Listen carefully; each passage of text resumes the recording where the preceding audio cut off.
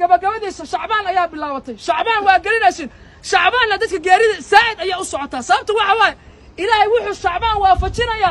oo ka tirtiriya saaxadan dadka ramadaanka soomi doona dad baa ramadaanka bilowgiisa la dhufo doona dad baa ramadaanka dhexdooda la qaadan doona dad baa ramadaanka dhamaadkooda la siibi doona laga yaabaa dadka shacbaan la siibi doona inaa ka mid tahay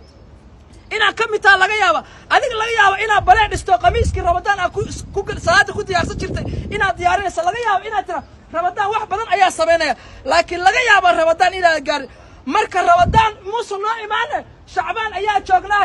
biluu rasuulka sallallahu alayhi wasallam shacbaan ka soo badnaa ma jirto waxa la shacbaan waa shahri qur'aan waa bishii nafta la tarbiyeenay 12 bilood ayaa nafta cunto cunaysa waxa loo baahayaa bishaan marka inaa soon ka badiso ilaa Aisha tiraado waxa ka cabsada rasuulka bisha inuu wada dhameeyo ramadaan soon ka badi habeenkii qiyaamul leyl ka badi qur'aan ka bari wanaag far laga yaaba jaaniska ramadaan ku gaaray inuu dhamaado bisha ilaahay ku siiyo ilaahay qabrigooda